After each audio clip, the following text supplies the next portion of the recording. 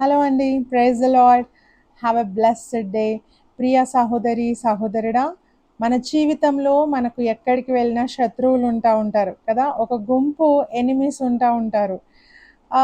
కొన్నిసార్లు మన సొంత కుటుంబంలోనే మనకు శత్రువులు ఉంటారు. కొన్నిసార్లు మనం ఉద్యోగానికి వెళ్ళినప్పుడు, జాబ్ చేస్తున్నప్పుడు అక్కడ కూడా కొంతమంది మనకు శత్రువులు ఉంటారు. ఇంకా చూస్తే సంఘంలో కూడా కొన్నిసార్లు శత్రువులు ఉంటారు. మనకు మంచిగా మనల్ని పలకరిస్తూనే, మనతో ప్రేమగా మాట్లాడుతూనే కొంతమంది శత్రుత్వం పెట్టుకుంటా ఉంటారు కదా! ఎక్కడికి వెళ్ళినా కూడా ఎనిమీస్ ఉంటారండి. మనము వాక్యంలో చూస్తే ఆత్మీయ జీవితంలో కూడా అంధకార సంబంధమైన దుష్ట శక్తులు కూడా ఆ యొక్క ఒక శత్రు గుంపు ఉంది అని కూడా వాక్యము స్పష్టంగా తేటగా సెలవిస్తూ ఉంది. సో శత్రువులు ఉండకుండా మానరు. శత్రువులు ఎలాగైనా ఉంటారు, కానీ వాళ్ళను మనం ఎలా డీల్ చేయాలి అనేది మన చేతిలో ఉందండి. సో ఎప్పుడు కూడా శత్రువులతో మనం పోరాడకూడదు. ఎలా పోరాడాలి అంటే ప్రార్థనలో పోరాడాలి వాళ్ళతో. హల్లెలూయా. శత్రువులతో ఎప్పుడు ఫేస్ టు ఫేస్ పోరాడొద్దండి, ఎందుకంటే మనం గెలవలేము. శత్రువులతో ఎలా పోరాడాలి అంటే ప్రార్థనలో పోరాడాలి.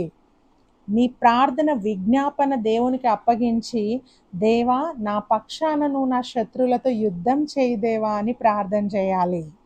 సో అప్పుడు ఆ శత్రువులను దేవుడు కంట్రోల్ చేస్తాడు. వారి మైండ్స్ని దేవుడు కంట్రోల్ చేస్తాడు.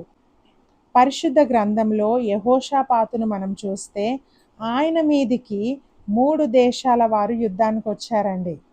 ఆ సమయంలో యెహోషాపాతు ప్రార్థన చేయడం ప్రారంభించాడు. దేవా ఇంత గొప్ప సమూహముతో నేను యుద్ధం చేయలేను అని ఆయన మోకరించినప్పుడు దేవుని ఆత్మ ఆయనతో మాట్లాడుతూ ఉంది. ఏమనంటే, యుద్ధము మీరు కాదు నేను జరిగిస్తాను, యుద్ధము యెహోవాదే అని దేవుడు మాట్లాడాడండి. వాళ్ళు ఎప్పుడైతే యుద్ధ భూమికి వెళ్ళారో వాళ్ళు ఎటువంటి వెపన్స్ తీసుకొని వెళ్ళలేదు. కానీ అక్కడ జరిగింది ఏంటంటే, ఆ శత్రువుల హృదయాలను దేవుడు మార్చేశాడు. వాళ్ళే పొడుచుకొని చనిపోయారు. హల్లెలూయా. సో ఆ శత్రువులను ఎవరు కంట్రోల్ చేశారంటే దేవుడు కంట్రోల్ చేశాడు. ఈరోజు నీ శత్రువులను, నిన్ను బాధించే వారిని, నిన్ను దుఃఖపెట్టే వారిని ఎవరు కంట్రోల్ చేయాలి అంటే దేవుడు కంట్రోల్ చేయాలి. మనం చేయలేమండి. సో మనం ప్రేయర్ మాత్రమే చేయగలము, ప్రార్థన మాత్రమే చేయగలము. ప్రార్థన చేస్తే ఏమవుతుంది అని మీరు ప్రశ్నించవచ్చు. ఈ ఉదయకాల సమయంలో దేవుడు అదే మనతో మాట్లాడుతూ ఉన్నాడు. యెషయా గ్రంథము 54:15 చదువుకుందాము.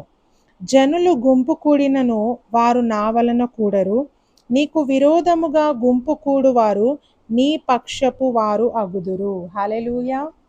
నీకు విరోధముగా గుంపు కూడిన వారు నీ పక్షపు వారు అగుతారంట.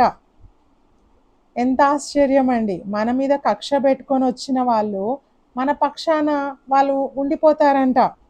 అంటే మనతో పాజిటివ్గా మాట్లాడతారంట. అంటే ఆ విధంగా దేవుడు వారి హృదయాలను మార్చగలడు. ఆమేన్. దేవునికి అసాధ్యమైనది ఏది లేదండి. ఎలాగైతే యెహోషాపాతు శత్రువులను దేవుడు వాళ్ళ మైండ్ని కంట్రోల్ చేసి వాళ్ళే పొడుచుకొని చనిపోయేలాగా చేశాడో, తన కుమారుడైన యెహోషాపాతుకు యుద్ధంలో విజయం దయచేశాడో, ఈరోజు అదే దేవుడు మనకు కూడా యుద్ధంలో విజయాన్ని దయచేయగలడు. కానీ మనం చేయవలసింది ఏంటంటే ప్రార్థన చేయాలి. నీ శత్రువుల కోసము ప్రార్థించండి. నీ ఆఫీస్లో నిన్ను ఎవరైతే టార్చర్ చేస్తున్నారో వారి కోసం ప్రార్థించండి. నీ కుటుంబంలో నిన్ను ఎవరు టార్చర్ చేస్తున్నారో వాళ్ళ కోసం ప్రార్థించండి. ఎవరైతే శత్రు గుంపుగా నీకు విరుద్ధంగా నిలబడ్డారో వాళ్ళ కోసం ప్రార్థించండి. ఈరోజు నీకు వారు శత్రువుగా ఉండొచ్చు, రేపు వారు నీకు మిత్రులుగా దేవుడు మారుస్తాడు. ఈరోజు వాళ్ళు నేను కఠినంగా తిడుతుండొచ్చు, రేపు వాళ్ళు ప్రేమగా నీతో మాట్లాడేలాగున దేవుడు చేస్తాడు. సో కాబట్టి శత్రువులతో పోరాడడం మానేయండి, ప్రార్థనలో పోరాడండి. దేవుడు మీ పక్షాన యుద్ధం చేస్తాడు. Hallelujah. God bless you all. ఈ యొక్క లింక్ని మీ యొక్క ఫ్రెండ్స్కి, ఫ్యామిలీ మెంబర్స్కి షేర్ చేయండి.